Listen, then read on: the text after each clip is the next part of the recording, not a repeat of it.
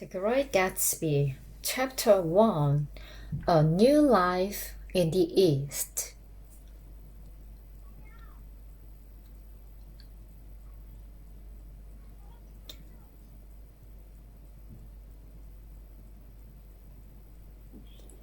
Many years ago, my father gave me some advice, which I always avoid to judge someone. Try to remember that many people have not had the same opportunity as yourself. He didn't elaborate any further. He didn't have to. I knew exactly what he meant. We had an unspoken understanding on one another. Because of his advice, I always err on the side of caution. This, in turn, caused me become known as a non-judgmental sort of character who was then subjected to the mundane conversation of a good number of individuals. I was also a very labile politician, and whenever I felt another going to find me, I would often pretend to be asleep or just focus my attention elsewhere. Despite my privilege to the best understand the hearts of young men and my patience of our shortcoming, I realized that there are limits. I reached the point where I just wanted everyone at the same consistent value. I didn't care what this value were founded upon. I just wanted to free of the burden of being forced to deal into the mind to hurt others. Gatsby stood forever, which I despised in life. Yet he is the only man whose problem, feelings, and emotion interest me. Gatsby was a remarkable man. He was filled with such promise and hope that I've never seen in anyone before. He possessed amazing fanciful romance, and I am sure will never find such enthusiasm in anyone again. Gatsby achieved great success in life, but it was the road he took that success that destroyed him.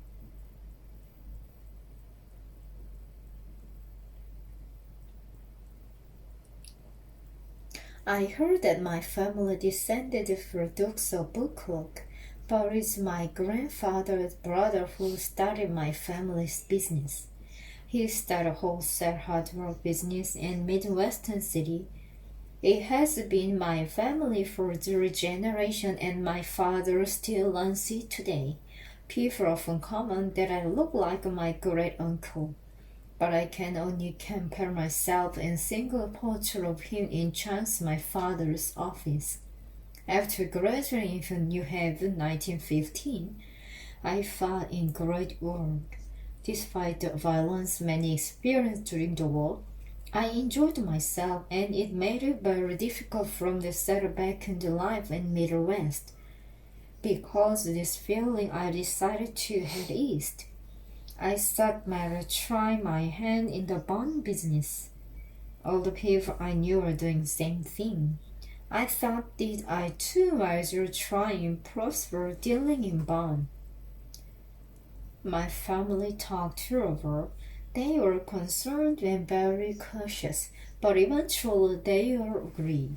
My father agreed to support me financially for a year until I got on my feet. After a lot of planning, several delayed, I eventually came east in 1922. For me, it was going to be a permanent move. As soon as I set about finding some accommodation. I was to have a large monthly space with lots of trees. So when another young man the office suggested we share I hope, I immediately agreed. He found a house to rent for $80 a month, but then he suddenly transferred to Washington. I moved into house along with dog which ran off a few days later. I got all dogs and hired a Finnish woman to cook clean for me. I felt like a lonely outsider for a while until a stranger stopped me in the street. He asked, How do I get to West Egg Village? I suddenly felt like one of the locals as I got in through this destination. A new feeling of being comfortable in my surroundings overcame me. I settled down to begin my main task of reading. I bought several volumes in finance, banking, and another subject related to my chosen field of work. I had the intention of really loving college days, when I have been very well read. I even read a good number of editorials for the near news.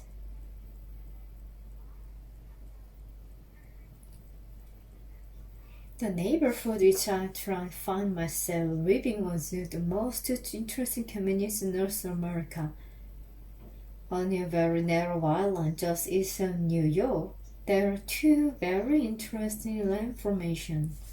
They lie approximately 20 miles from the city. These are called DX. They are completely identical and are separated by a bay. They sing what is known as Long Island Sound. Despite being completely identical in shape and size, these two eggs share many differences. I live on the West Egg. This is the last fashionable sign. Your resident or a part of new rich.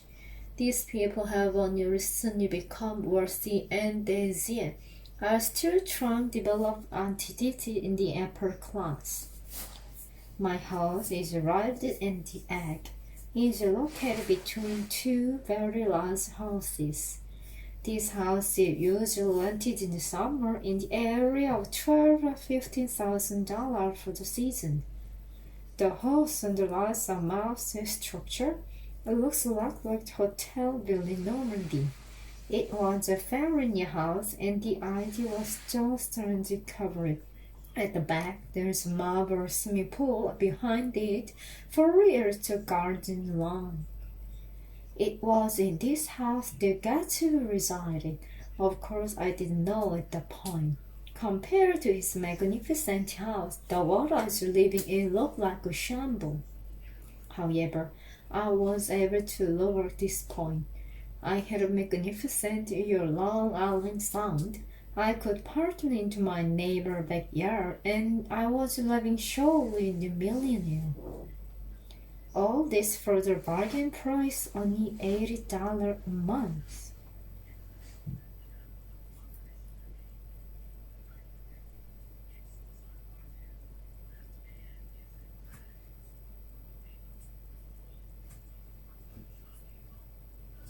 On a beautiful evening, I found myself driving for Buchanan's house.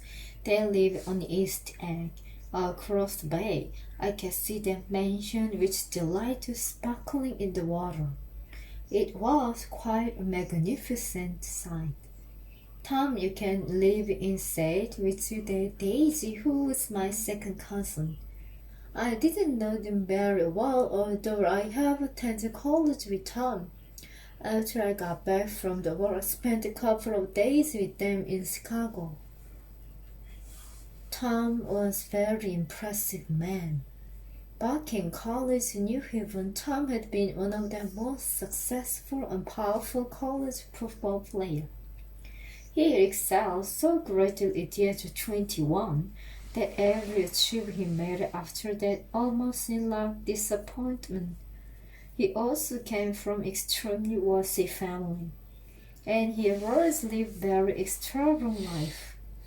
After marrying, Tom and Daisy had lived a very careful life. They traveled here and there, wherever your rich people playing polo. It was quite surprising when you found you decided to come and settle in East. During a telephone conversation with Daisy, she told me that they live permanently in East. I found it difficult to believe because I could not imagine Tom being happy in one place. He lives the past few years searching for something that depressed excitement with Germany for 4 years. Dramatically for 4 years. The evening I drove Tom and Daisy home was quite warm and very windy. When I arrived, their house was really taken aback. Tom was very wealthy, but I could not imagine the extravagant house they drew up that evening. It was lovely red white Judy colonial mansion. For over a quarter mile front of it, lovely garden brick walks made their way down to the beach. It was covered with line, and at the front there was a lime French window. They all were open to capture the afternoon and I pulled up the entrance. Tom is standing atop of the veranda. He was still in his riding clothes and he stood his legs apart. He had aged since our college days, but he did not listen to side string.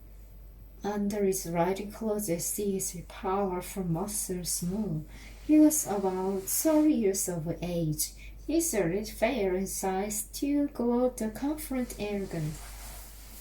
His voice is deep and resonating. Whenever he spoke, his voice always conveyed contempt. This caused more than just the people he hated. We were never very close in college, but despite that, I always got the impression he wanted me as more than an acquaintance. We stood on his veranda for some time. Looking around him, he said, "This is very nice place here." He took my arm and turned me around. We stood walking out of the ground. It looked out over the garden, which included an Italian garden and half an acre rose garden. All of this belonged to Oilman, the man, Tom told me. "Why don't you go inside now?"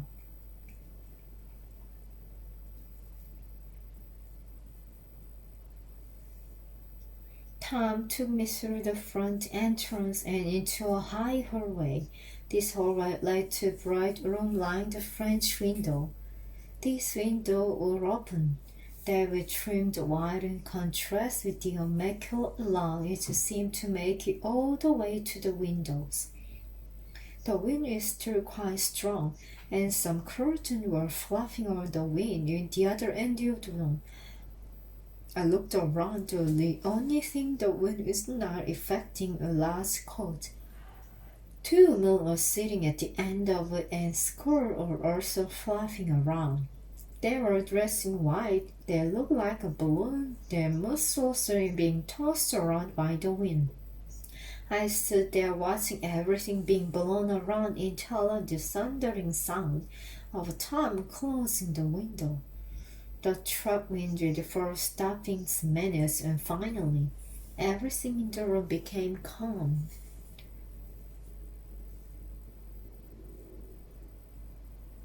I was now able to examine two women more carefully.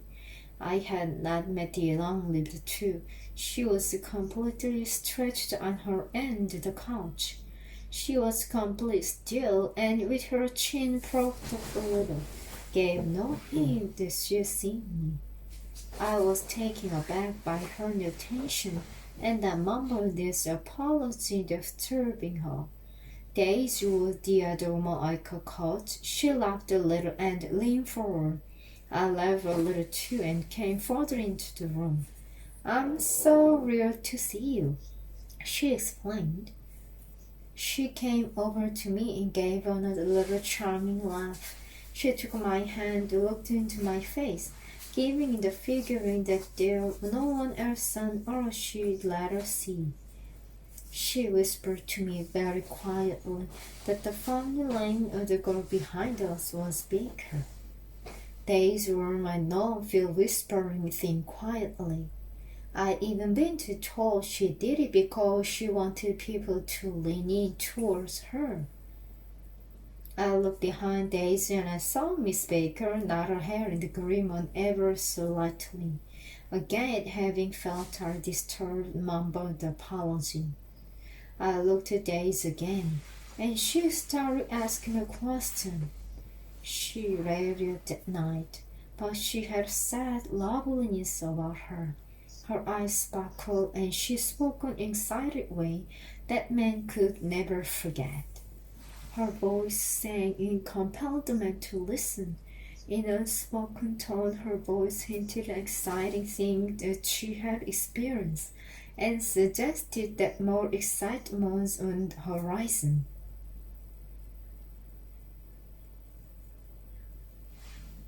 I stopped up in Chicago for a while before I came east, I told her.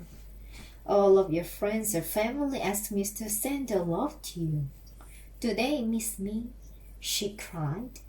Of course they do. Everyone is mourning. Everyone painted the left wheel and the back of their car black as sign of mourning. You should hear them crying for along the North Shore too, I said. Tom, let's go back there. We should go there tomorrow. Would you like to see the baby? She asked me. Of course, I'd love to see her, I said. She's sleeping at the moment. She's 3. Have you ever seen her? She asked. No, not once. Tom, who seemed bored by the conversation, came over and used his hand on my shoulder. So, what are you going to do, Nick? He asked me. I'm going to be working with Bonds. Which company? He asked. I told him, he said. I never heard of them. I was a bit offended by this. I said, well, if you stay in the East for any period of time, you will certainly hear of them. We're certainly staying East now, Tom said. As he spoke, he looked over the daisy, waiting for her reaction. We'd be stupid to leave out. Absolutely. It was Miss Baker who said that. She had not said anything the whole time I was there, and her contribution to the conversation took me quite by surprise. The suddenness of command surprised her because she yawned, got up and said, Steph, I don't know how long been lying on the couch. Don't blame me, said Daisy.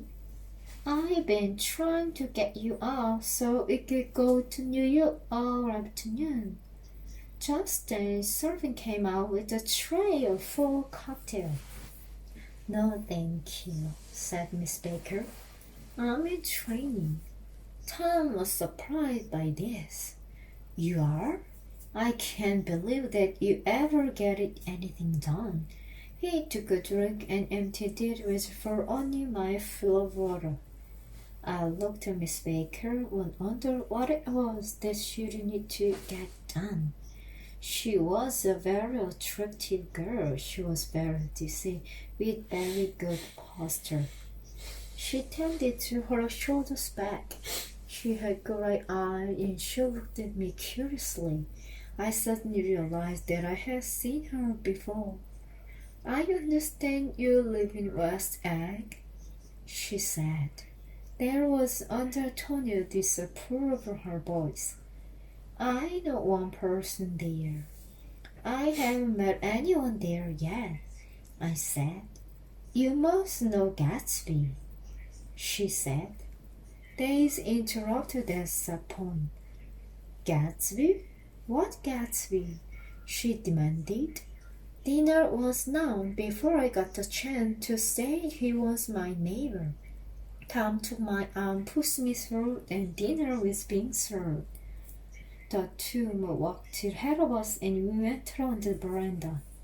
The sun was setting, a full candle flickered on the table. Of course, the wind has completely eased by this time. We don't need candles yet, commented Daisy, who put them out immediately. Did you know that it will be the longest day of the year in about 2 weeks? She asked. I always wait for the longest day of the year and miss it. Would she plan to do something on that day? Said Miss Baker, yawning. Good idea. What should we do? Daisy asked. I was about to say something, but then Daisy quickly said, Look, I hurt my finger. We all looked at her finger, which was black and blue. You did it, Tom. She's cute. I know it's an accident, but you still did it. That's my Ponsma shoes hogging visco sample lover, even if you're much joking I had that word hawking, said Tom. Hawking, exclaimed Daisy. What does it mean hawking? Hawking, H-O-K-L-I-N-G, hawking, K-I-N-G. I will figure out. Let's look at the dictionary. Hawking.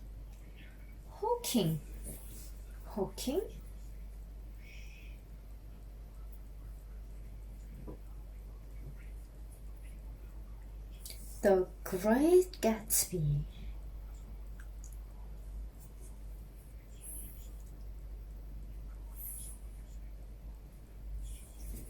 Chapter 2.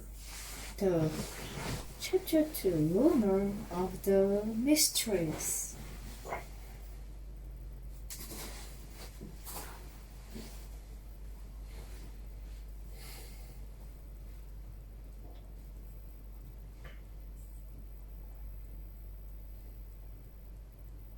While we waited for dinner to serve, Daisy and Miss Baker would occasionally lapse into their own private conversation. Although they accepted presence of Tommy midday little to entertain us, and they hardly responded to our effort to entertain them. They seemed to casually accept the evening would come to a close. This was staggered attitude in the West. Evening was celebrated and its evening ever coming to an end. I feel quite uncivilized around you, Daisy, I said to her. I wish you'd talk about more every topic. Tom butted in before Daisy even got a chance to respond. Civilization just falling apart, Tom said abruptly. Have you ever heard of Arthur Goddard? He wrote a book titled The Rise of the Color Empires. Tom spoke quite loftily, which surprised me. No, I haven't read it, I told him. You should. The rise based the whole book on science. He said the white race must be careful or be taken over by all the other races, Tom said. Tom likes to read a lot of books about the lawful subject. It's all very deep, Daisy said. Tom looked at Daisy with shoulder nod and said, No, this book is scientific, right, all worked out. He clearly demonstrated how it is possible for other races to dominate. We have to fight to maintain control. We all have to beat them is a mission.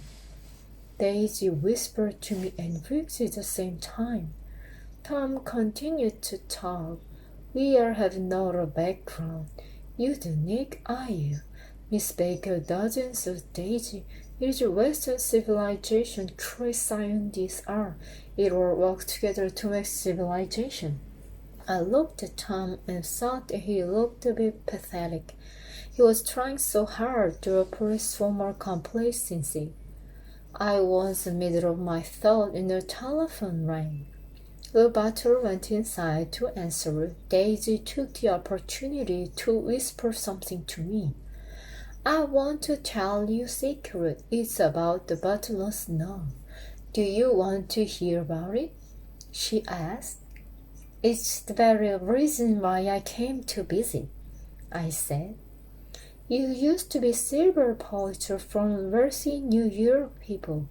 They had a silver service for 200 people. It was to job to polish the silver, but it eventually affected him now. Finally, he had to give up his job. I looked at Daisy and I noticed that her face was glowing. Her delicate voice almost forced me to lean in towards her.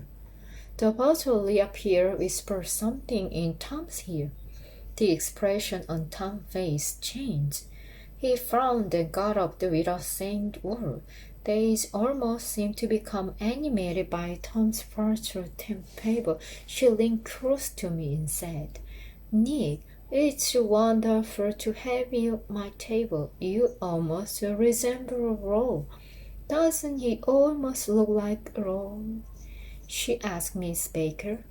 I thought that this was a very strange thing for Daisy to say. I don't look anything like a Ro. I know she was only trying to make me feel comfortable with her warmth and sincerity.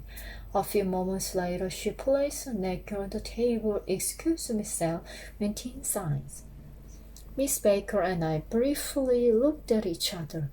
I almost said something and she could say, "Shh." We listened closely and could hear voices mumbling in the room inside. Miss Baker moved closer that she could hear better. We can continue to listen. At one point, we could understand most of what was being said, but Annie became incoherent. I decided to remake some conversation, so I said, "You mentioned Mr. Gatsby earlier. He happened to be my neighbor." "Shh, I want to hear what they say," Miss Baker said. "Is there any interest?" I asked. "You don't know?" she asked, looking very surprised. "I thought everyone knew." "I don't know anything," I told her. "Really? Tom has another woman in New York," she told me. I stared her unquestioned. "Another woman?" She nodded her head. "She doesn't have a manners not to call at dinner time," remarked Miss Baker. Miss Baker had only just finished speaking when Tom and Daisy returned to the dinner table. "So believing you," apologized as she actually looked at Miss Baker and then at me. Then she said, "I went outside for a minute. It's such a lovely evening. It's all very romantic. I think there's a nightingale on the lawn at the moment. Tom, isn't it romantic?" "It's very romantic," he replied. He turned to me and said, "Why don't I take you down this table at this tiresome line?" At that moment, the telephone rang.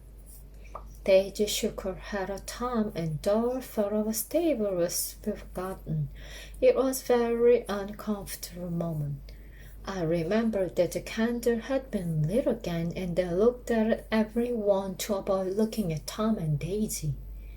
Even Miss Baker, who had never seen anything about her, would not have been able to ignore the existence of the uninvited fifth guest that evening.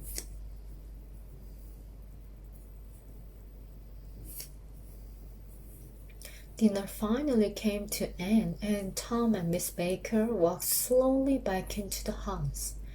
Daisy and I walked around outside the house along and made the connecting veranda. We stopped the porch in the front where we ended up sitting on Wickle City. Daisy leaned forward, putting chin in her hand like she was pondering some great mystery. I knew that her feeling must have been in turmoil, so I decided to ask her some question about her young daughter. She suddenly spoke, however.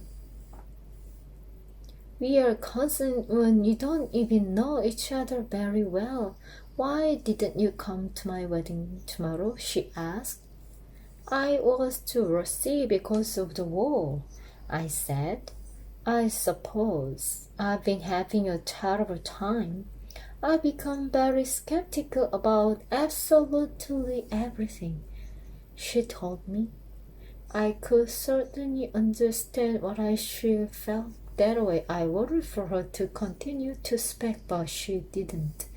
I made another attempt at asking her about the little girl. "She does everything every other child does, I suppose. She talks now." "I guess she is everything too," I said. "Yeah, she does," Daisy told me. "Can you imagine what I said when she was born? Do you want me to tell you?" Yes, please tell me, I said. It will show you how cynical I am about everything in life now. I have no idea of where Tom was and she was born. She was only about our own when I woke up. I asked her whether my child was a boy or a girl, and she told me it was a girl. I started crying. There where I said, I have a daughter. I hope she's really quiet to people. That's the best thing for a woman to be in this world. I hope she's the gorgeous bull. Everything in life is dreadful, Daisy said. I know that everyone feels the same way. People bounce country to anyway. I've been to all of them, and everyone feels the same way about things that I do. I've seen everything and done everything. She let a laugh fill the reason. God, all they say is sophisticated. I'm so sophisticated. At that, she stopped speaking, and it's only then that I realized she was being sarcastic. I suddenly felt uncomfortable, and that the evening had all the plan to extort some sympathetic feeling from me. I looked at her, and suddenly a sneer appeared on her face. It was like she was emphasizing her association to some secret organization, something. Daisy and I eventually drifted into the room and Tom and Miss Baker were. They were each at the end of a long couch. She was reading to Tom from Saturday Evening Post. Her voice was both melodious and comforting. Just behind them, a lamp gave off a lovely light which reflected a lovely autumn tone in her hair. As she turned the page of paper, the movement of her muscle was essential in the light. Daisy and I walked in the room and she immediately held a pen, signaling for us to be quiet. Soon after she said, "To be continued in the next installment." While she threw the magazine out, she adjusted her position and then stood up. "It's over 10 o'clock. It's time for this girl go to bed. Jordan has a match tomorrow," explained Daisy. "She's going to play in tournament at Westchester." Now I suddenly knew why she looked so familiar to me when I first saw her. "Oh, you're Jordan Baker," I said. I had seen her face on many magazines before. Her cynical yet very present face had been around me many times. I seen her picture on magazines such as Hot Spring, Palm Beach, and Dassville. I also heard some story about her. One of them was not flattering at all, but I couldn't remember either what it was about. "Make sure we make me your age, all right?" she said. "If you can get you up." "I'll get up for sure. Good night. Mr. Carroll, it was nice to meet you. See you again." "You most definitely will. I think it would be wonderful if I arrange a marriage between you two. Why don't you come over often, Nick? I'll accidentally lock you two up. We'll push you out into the sea. You know, we'll shoot together, that kind of thing. Good night," Miss Baker said again, hurry. "I didn't hear what you just said." "She's a good girl," Tom commented. "I'm surprised that her roam around the country as she does." Daisy looked at him angry and said, "Who do you marry, Day?" "Her family." "Her family consists of one aunt who's born in century ago. You needn't worry, Nick is here now. You look after her, won't you, Nick? She's going to spend lots of time here during summer. I think it will do her world good." Tom and Daisy looked at each other. I sensed the awkward feeling and quickly said, "Is Miss Baker from New York?" No, she isn't. She's from Rudale. We spent our girlhood there together, our beautiful white. So when you're out on the veranda, is your friend discussion together? Tom asked Daisy. Daisy looked at me and asked, Did we? We talked about all sorts of things. I think at one point we even talked about noted ways. You know how easy it is to move from one subject to You can't believe everything everyone tells you, Nick. Tom said to me. I haven't heard anything at all. I said to him in light-hearted fashion. I think about time that I'll be going home. We stood up together and walked me of the house. They were in the doorway to see me off. I turned the engine on just then Daisy called out, Wait! She came rushing over to me. I want to ask you something. It's really quite important. Tom and I heard you engaged to a girl and you're still out west. Daisy said, Yeah, we both heard the same thing. You're engaged? Tom asked. Not at all. It's only a rumor. I'm too poor and you want to be interesting having me, I said. But how is that possible? We heard different people. And you hear the same thing for so many different people. It must be true, said Daisy.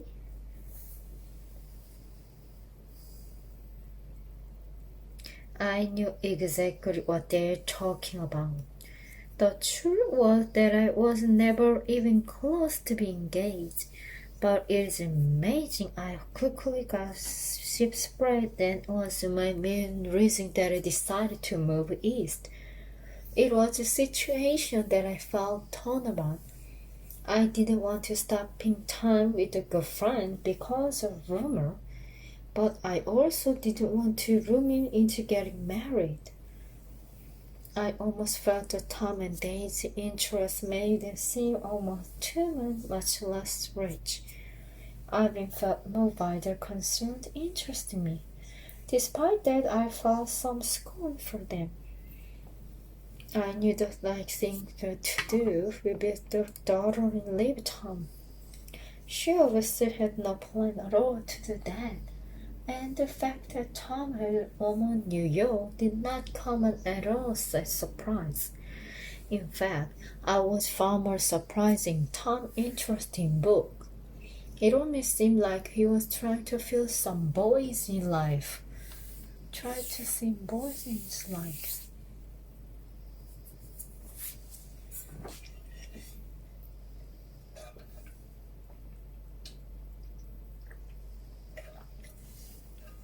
I drove a week's time. You drove along, past my house and garage, which all seemed to have a new red gas pumps from. The summer moon is full, in all of a splendid glory, shone its rays to everything I passed, allowing me to see everything almost clearly as if with days. I arrived home, rolled my dogs into the garage where I kept it. I decided to sit outside for a while. The fierce wind it had blown so strongly 5 hours earlier had completely disappeared. All that was left now were the brilliant rays of the moon, which wrapped the air as resting on a kestrel sound and a thousand frogs. In distance, I saw the outline of a cat still limping through the night. I turned my head, watched it travel closer to its destination. And then I noticed my neighbor had appeared 50 feet in front of me. He had suddenly appeared from out here in his enormous mansion and was now standing on his lawn with his hand in his pocket, looking out into the night sky which is peppered with a million twinkling stars. He was pondering, something. I had never seen him before. That there's something about him it indicated that he was Mr. Gatsby, who had not come out to calculate how much that star-arc sky he actually owned. I stuttered my call out to him. Miss Baker had raised to name that evening. I thought there would be a good reason for a speak to him. However, before I had a chance to say anything, Mr. Gatsby's movement and all indicated to me he preferred to be interrupted. He stretched his arms even in the distance. It seemed like he was trembling. I looked out towards the ocean, where I stretched the arm too. I saw very faint light and thought that it could be the light at the end of the pier. I turned my gaze back to where Gatsby had been standing. He has disappeared.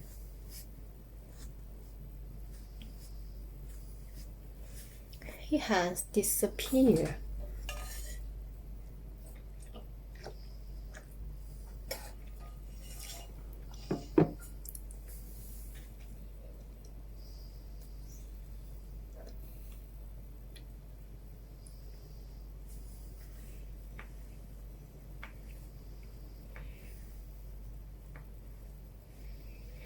The Great Gatsby.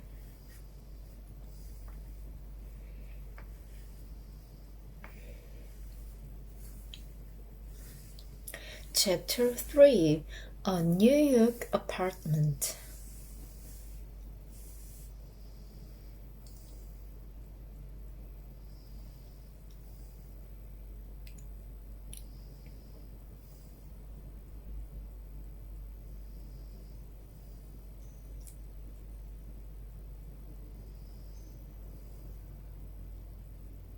On the road between West Egg and New York, there is a section of the road which meets the railroad.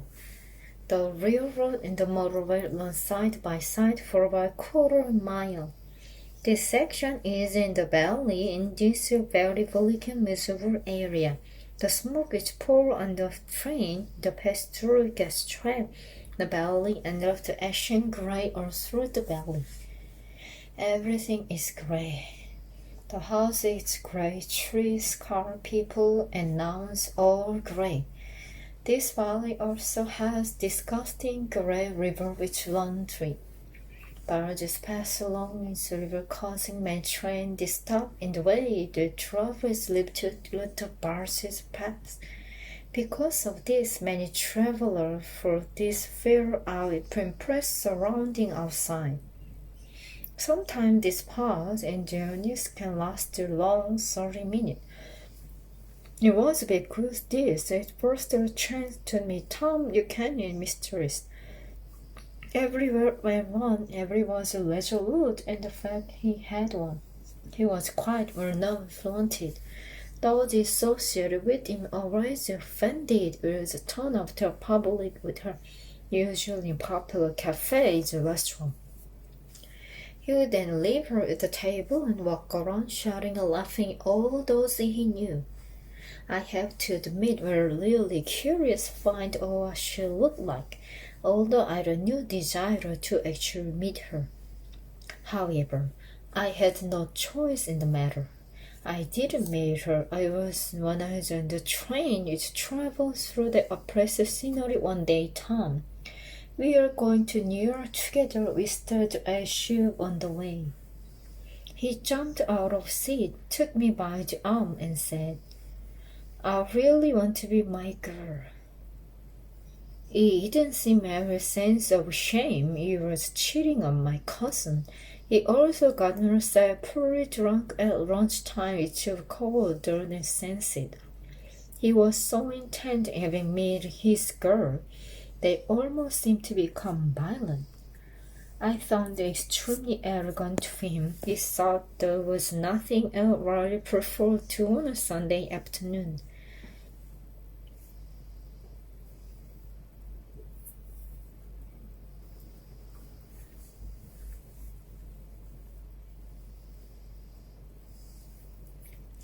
After we got off the train, we climbed over a low rail fence and started walking toward the town, which looked much like a wasteland.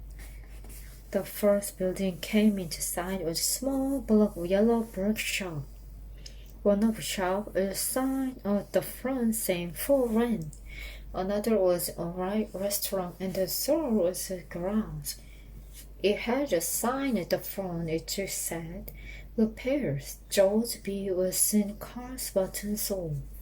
He walked inside. The garage was very similar to the outside lounge we have just left. It was bare and depressing. There was only dust-covered legs sitting inside in the corner. I almost felt the garage was just a front for something else, perhaps a Bob and Bill's luxurious apartment.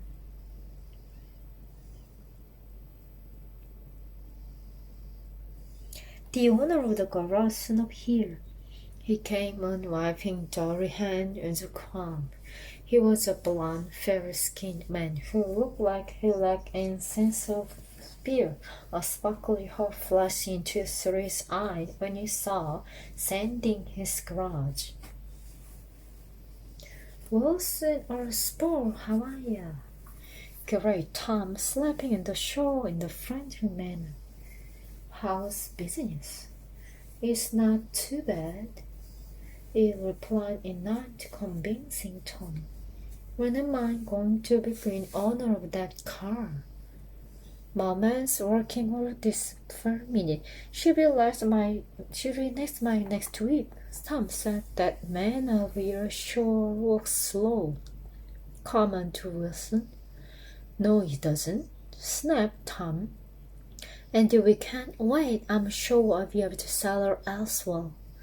"I didn't mean that," Wilson said quickly.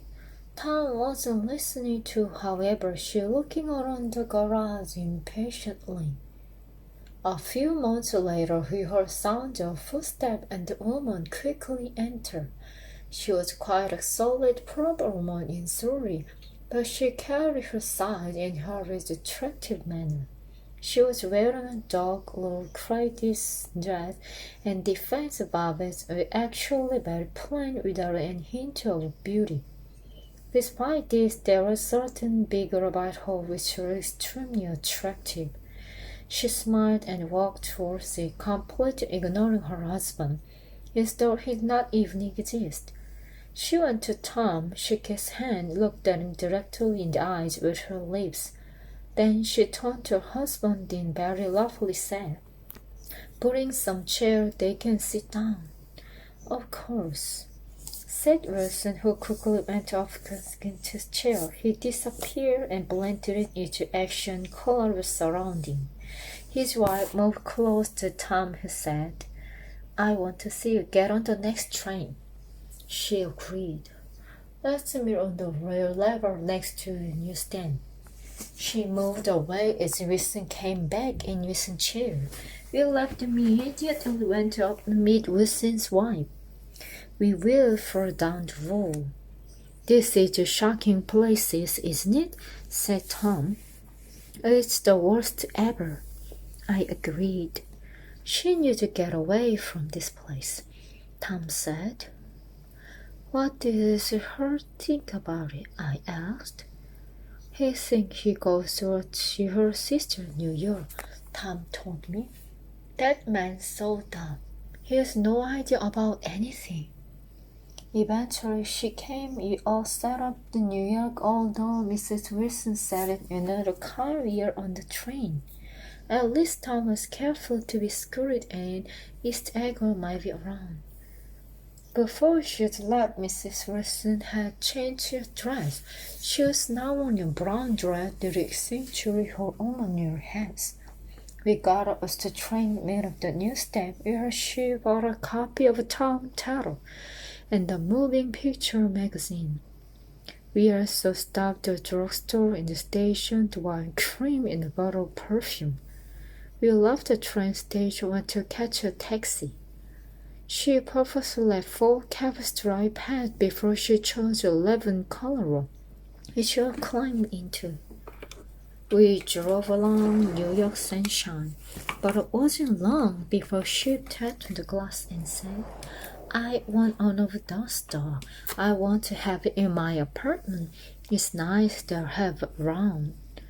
The taxi pulled over to where an old man was sitting. He had a basket next to him in a field of puppies of nondescript nature. The man walked over a taxi. Mrs. Wilson asked, "What sort of dog are they?" "All different kind. What sort of did one?" "I want one of those the police use. Do you have any of them?" Mrs. Wilson asked. The man looked at this basket, put his hand in, and pulled a puppy out. "Next, not a police dog," said Tom. "No, it's not a police dog. It's a lot of air there. But look at its coat. Look at how thick it is. He'll never go sick or cold like that," the man said, rubbing his hand up and down along the dog's coat. "I really like the dog. It's a real cutie." "How much is it?" Mrs. Wilson asked. "It'll cost you $10, the man replied. The man gave the dog Mrs. Wilson. He sat down into a lap and Mrs. Wilson caressed its coat. "Is it a boy or a girl?" she asked. "That dog is a boy," the man told her. "No, it's not. It's a bitch." Tom contradicted. "Here's your $10. Now go and buy another 10 dogs with it." The taxi drove off. We continued on our way. It was very sunny, sleepy Sunday afternoon, and it almost seemed like we're in the country. I had expected to see a flock of sheep or someone in New York. We arrived on Fifth Avenue. I said, "I'm going to leave you here and be on my way." "No, I don't think so. You must come up to my apartment. Mother will be very offended you don't," Tom said. "Come on up," said Mother. "Oh, come on, sister. Her name is Catherine. All the people in the know say that she is very beautiful." "I don't know," I said. Their taxi didn't start for me to ever continue driving on. We eventually pulled up on 158th Street, and driver stopped from the long line of apartments. Mrs. got out, looked around her. She had just arrived home, collected her dog and the purchases, and considered renting the apartment. As we were going up in the elevator, she said, "I've got to call my sister, and I think I'm going to ask Mickey to come as well."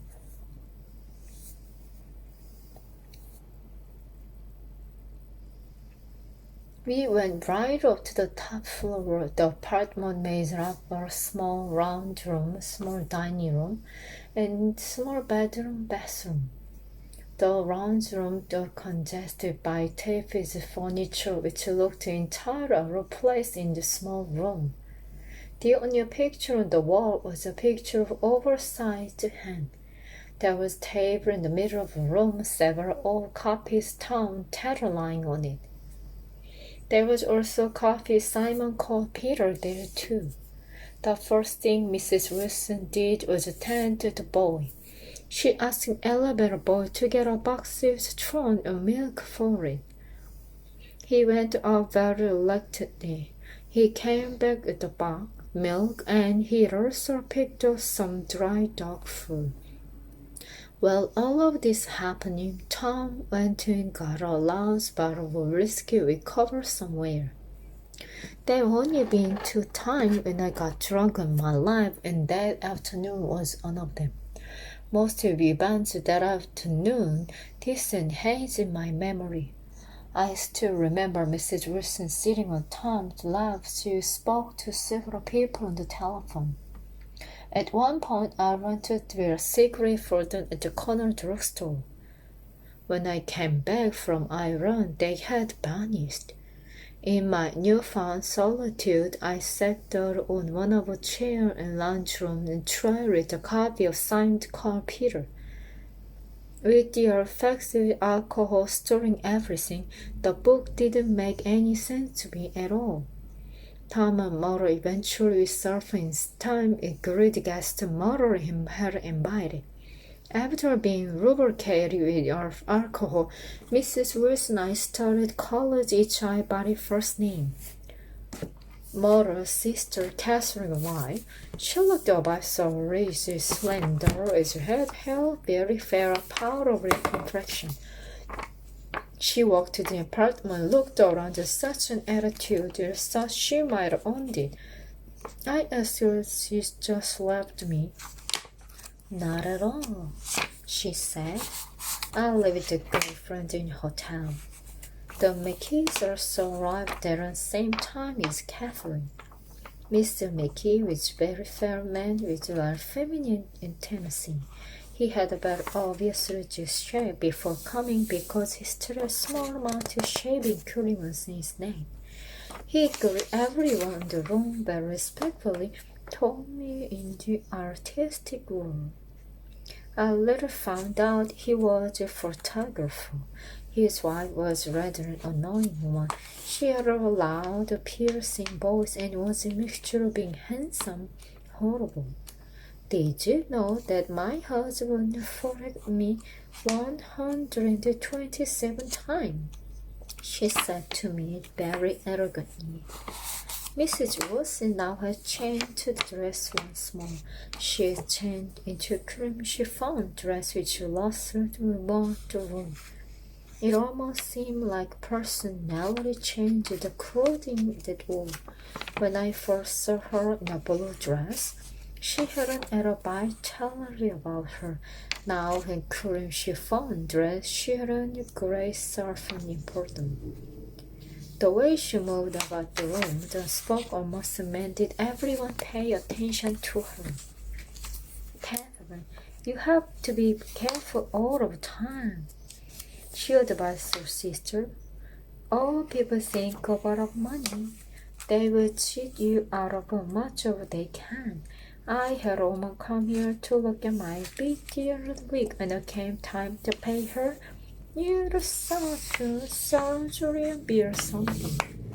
Who was that woman? Asked Mr. Mickey. Mrs. Everhart. She looks at bills being on home. Replied Mrs. Wilson. I think that is a lovely dress you're wearing. Complimented Mrs. Mickey. Mrs. Wilson just saw and the opinion and dismissed her mouth. It's so something I have lying around to get into a world when I don't care about how I look, she said. But the dress is really stunning on you. Continue, Mr. Mickey. I think my husband took a picture of it and he'll be able to tell you how to pose perfectly. It was turned out wonderfully. We looked at Mrs. Wilson and imagined how she was looking in the photograph. She smiled back at us very brightly. Mr. McKee looked at her intently and said, I would need to change the light to bring up the pace of the pictures. Oh no, changing light to be no good at all, exclaimed Mrs. Mickey. I think it's science, her husband will continue to look at Miss Mickey. Tom yawned and stood up. We need to give Irvin another drink, Tom said. Model, we need some more idol. I told her go and get it. It's just so annoying. You have to keep chasing after people to get to anything. She looked at him, he laughed, and pranced over to the dog, kissing it. I spent some time on Long Island doing some work there, Mr. Mickey told me. I got 2 of my study from downstairs, and not one Point, the girl, and the other Montauk Point, D.C. Are you from Long Island? Catherine asked me. Yes, from West Egg, I told her. I was a party at Gatsby's house not too long ago. Do you know him? She asked. He's my neighbor. I've heard people say he got us money because his nephew or something caused a will. I found intimidating. I would never want to be in his stead. I said. Our conversation interrupted Mrs. McKee, who said, "Why don't you take a picture of Catherine?" Miss Mason simply nodded instead. "If I could get permission, I would love to more than Long Island. I just need entry," he said. "Why don't you ask Mother? She can get you a lot of introduction," commented Tom. "What are you talking about?" asked Mother. "You can introduce Mr. McKay to your husband. He'll be able to do some work. Just imagine George B. Wilson with gasoline pump. It'll be really career active," said Tom with reason. Catherine then whispered to me, "Boss Tom and Mother hate the people they're married to. They can't stand them." "Really?" I said. "Can't stand that. I just don't understand why they continue being married people they hate. I think they're too devoted and marry each other." "So she hates Mr. Wilson also?" I asked. But the answer is not come from Cancer like I expected. The answer came in a violent and nasty form when Mrs. Wilson, who had hold me, asked a question. Cancer looked at me with a big smile on the face. "Told you so," she said. "The only reason why they're married now is because of one. She's a Catholic and then suffers get divorced." This information shocked me a lot. It was right. I knew for a fact that Daisy was not a Catholic. They will get married eventually. They intend to go west and do a scandalous sign, Catherine told me. "Go into Europe will be more discreet," I said. "Europe? I just want to come to Carlo. I got back not that long ago. I love Europe. I went last year to France." "Did you stay for long?" I asked. Not long. We only went to Monte Carlo. We took $1,200 with some tutor during 2 days. It was terrible trying to back home. I didn't enjoy Monte Carlo at all. My mind drifted outside to one of windows for a while. I sat in deep thought and enjoyed the red afternoon sky. The high-pitched voice of Mrs. McKee carried me back into the room. "Miss Day, so is to me. I was the terrible one myself. There's a man who's very keen to marry me in many years. I always knew he wasn't good enough for me. Our puppet always told me that too. Fortunately, I'm not Chester, because I ended up marrying someone way beneath me. At least it gets terrible situation by not marrying him," commented Mother. "I know I didn't. I married instead," Mother said. "Now's our situation is so very different. Why did you marry me after all?" Catherine asked. "You know you didn't have to." I thought he might have potential. I thought he knew something about good culture. Turns out he's just a Hogwarts rich. "But you did live on that point." "Once I never cared for him anymore. I care for that man," she said. She suddenly pointed her finger at me. "The only time I was ever crazy when I actually married him. It was a mistake right from the beginning. He even borrowed another man's best suit to get me to me, and I had no idea about man looking for. I told him I had no idea the suit is he. I gave it back to him and cried for the last 2 afternoons. The best thing she could do to live in. Catherine, to me, she said the put of living of the garage for living years. Tom's the first man so ever met who nursed for wine. Not long after a second bottle of whiskey is opened, eagerly drunk by everyone there except Catherine, who said she didn't anything drink. I made many attempts to leave. I wanted to get out walking through the park. 8 hours were prevented from going. The idea was thrilling, distinct by encouraging my participation went widely. It's time's up, already 1 hour. Wow. Let's read aloud. 154 was time for solitary restaurant dinner. Young clocks in the dusk, resting the most poignant moments of night and life. Again at 8 o'clock, when the dark lanes of the fortight were lined 5 deep with throbbing taxicabs, bound for the dread district. I felt a thinking in my heart. Forms linked together in the taxis as they waited and boys sang, and there was laughter from unheard jokes and lightened cigarette made unintelligible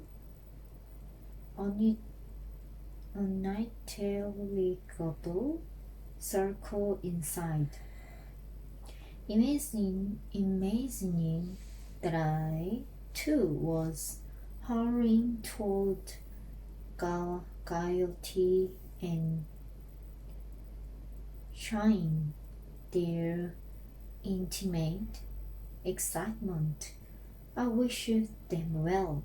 For a while I lost sight of Jordan Baker, and then in midsummer I found her again. At first I was flattered to go pleased with her because she was a golf champion, and if everyone knew her name, then it was something more. I wasn't actually in love, but I felt a sort of tender curiosity. The bird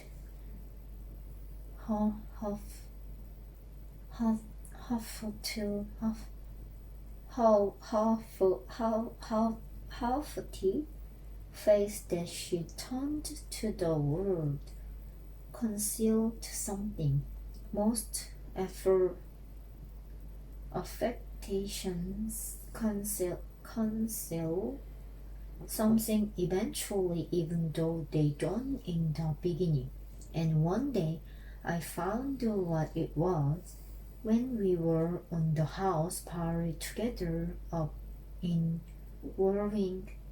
She left a borrowed car out in the rain with the top down and then lied about it. And suddenly I remembered the story about her that had egged me that night at Daisy's. At her first big goal, tournament, there was a row that nearly reached the newspapers. A suggestion that she had moved her goal from a bad line in the semi-final round. The thing approached the proportions of a scandal, then died away. A tabid retracted his statement, and the only other witness admitted that he might have been mistaken. The incident and the name had remained together in my mind. Jordan Baker instinctively avoided clever, shriveled men, and now I saw that this was because she felt safer on the plane where any divergence from a code would be thought impossible. She was incredibly dishonesty. She wasn't able to endure being at a disadvantage, and given this unwillingness, I suppose she had begun dealing in softened focus when she was very young, in order to keep that cool, insolent smile turned to the world, and yet satisfied the demanded of her heart.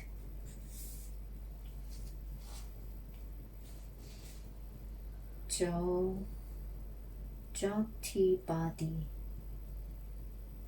It made no difference to me. This honesty in a woman is a thing you never blamed deeply. I was casually sorry, and then I forgot. It was on that same house party that we had the curious conversation about driving a car. It started because she passed so close to some workman that our founder flipped a button on one man's coat. "You're a rotten driver," I protested. "Either you ought to be more careful, or you ought to drive at all." "I am careful." "No, you're not." "Well, other people are," she said lightly. "What they got to do with it? They will keep out of my way," she insisted. "It takes to make an accident. Suppose you met somebody just as careless as yourself." "I hope I never will," she answered. "I hate careless people. That's why I like you." Her gray, sun-strained eyes started straight ahead, but she had deliberately shifted our relations, and for a moment I thought I loved her, but I'm slow thinking and full of internal rules that act as brakes on my desires. I knew that first I had to get myself definitely out of that tangle back home. I'd been writing letters once a week and singing them, loving it, and all I could think of was how, when that certain girl played tennis, a faint mountain of perspiration appeared on her upper lip. Nevertheless, there was a vague understanding that had to be tactfully broken off before I was free. Everyone suspects himself of at least one of the cardinal vouchers, and this is mine. I'm one of the few honest people that I have ever known. Chapter 4. On Sunday morning, while church bells rang in the villages along shore, the world and its mystery returned to Gatsby House and winkled hilariously on his lawn. His bootleg said the young ladies, moving somewhere between his cocktails and his flowers. One time he killed a man who had found out that he was nephew to Van Hinderburn and second cousin to the devil, leads me a rose honey and for me a last drop into that there crystal glass. Once I wrote down on the empty spaces of the timetable the names of those who came to Gatsby's house that summer. It is an old-time table now, distinguishing disintegrating at his fold, and headed this schedule in effect July 5th, 1922, but I can still read the grey names, and they will give you a better impression than my generalities of those who accepted Gatsby honestly and paid him the subtle tribute of knowing nothing whatever about him. From East Egg then came the Chester Baker and the richest and a man named Bonsen,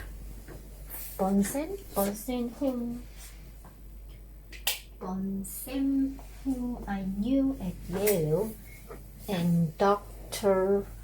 Webster Seabed, who was drowned last summer up in Miami,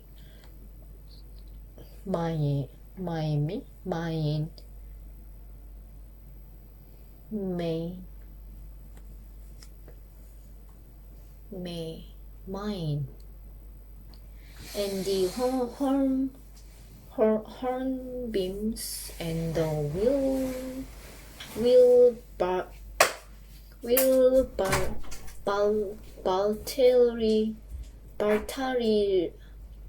Baltarius, and a whole clan named Black Buck, who always gathered in a corner and flipped up their noses like goats at whosoever came near, and his mace and the cherry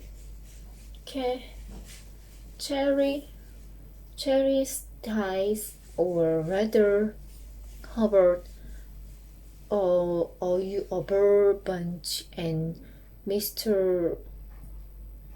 Crisite's wife, and Edgar Beaver, whose hair, they say, turned cotton white one winter afternoon for no good reason at all. Colon's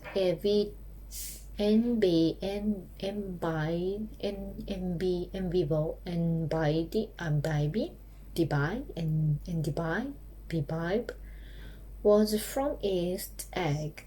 As I remember, he came only once in white knickerbockers,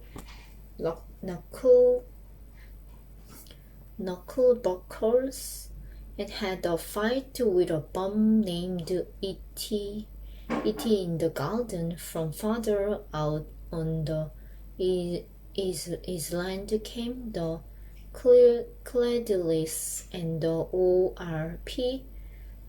Scattelders and the Snowwell Jackson M. Rams of Gregio,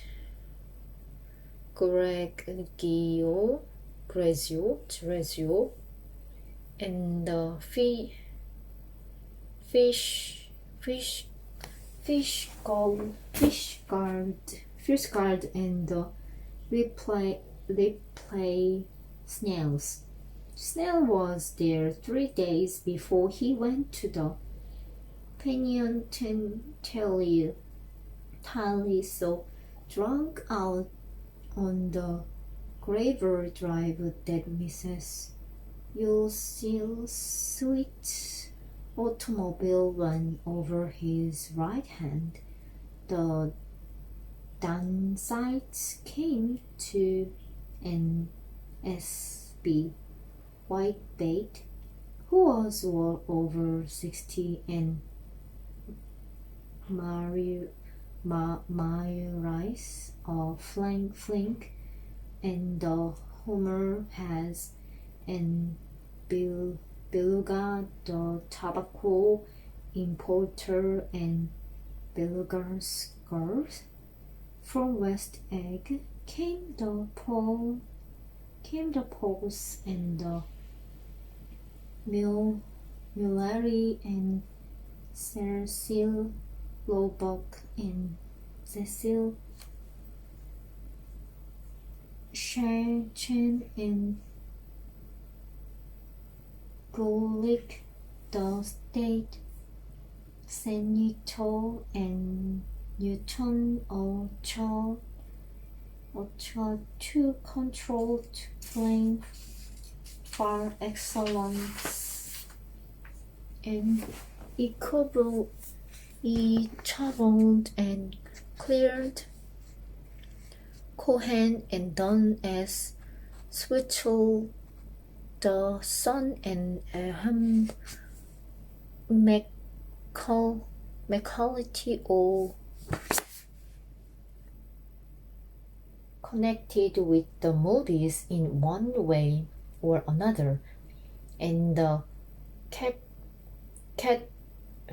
Catlifts and the Bombers and G.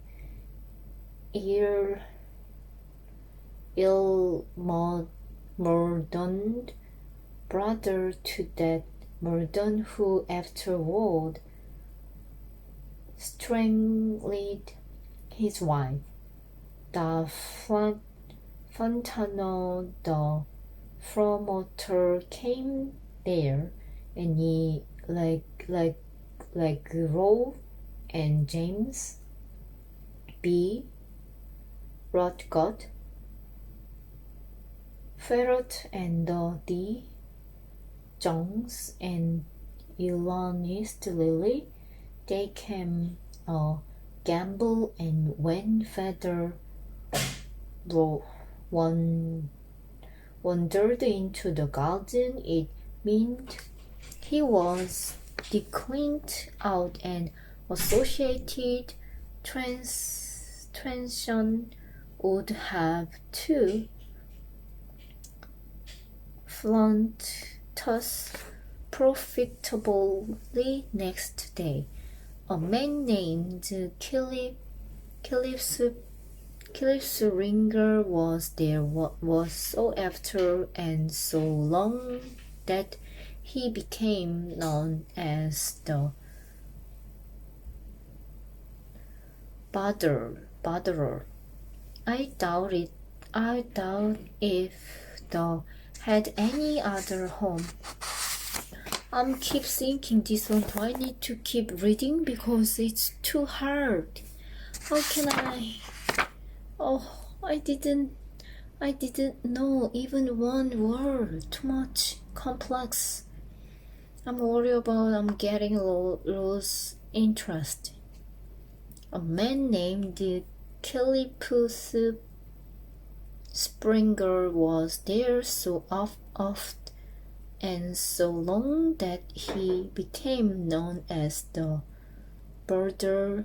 I doubt if he had any out home. Of threatened people, there were Gatsby, the Horace, the Nordman, and Lester Mayer, and George Duckweed, and Francis Ball. Also from New York were the Charleses and the Buckles and the Danicos and Russell Betty and the Corrigans and the Callihars and the DeWalls and the Schools and S.W.B. Belcher and the Simicals and the young Queenie divorced now, and Harry L. Palmetto, who killed himself by jumping in front of a subway train in Times Square. Benny McClineham arrived always with 4 girls. They were never quite the same ones in physical person, but they were so identical one with another that is inevitably seemed. They had been there before. I have forgotten their names. Jacqueline, I think, or else Consola, or Gloria, or Judy, or Jane, and their last name were either the melodious names of flowers and month, or the stellar ones of the great American capitalist whose conscience, if pressed, they would confuse themselves to be. In addition to all those, I can remember that Faustina O'Brien came there at last once, and the Decker girls, and young Brewer, who had his nose shut off in the wall, and Mr. Elbroxberger, and Miss Hare, his fiancée, and Ardita for Tess, and Mr. P. Jesuit, once heard of the American range, and Miss Claudia Heap, with a man reputed to be her Sheffield and a prince of something whom we called Duck, and whole name, if I ever knew it. I have forgotten all these people came to Gatsby house in the summer. At 9 o'clock one morning late in July, Gatsby, gorgeous car, lurched up the rocky drive to my door and gave out a burst of melody from its three-note horn. It was the first time he had called on me, though I had gone to two of his parties, mounted in his hydroplanes, and his urgent invitation made frequent use of his speech.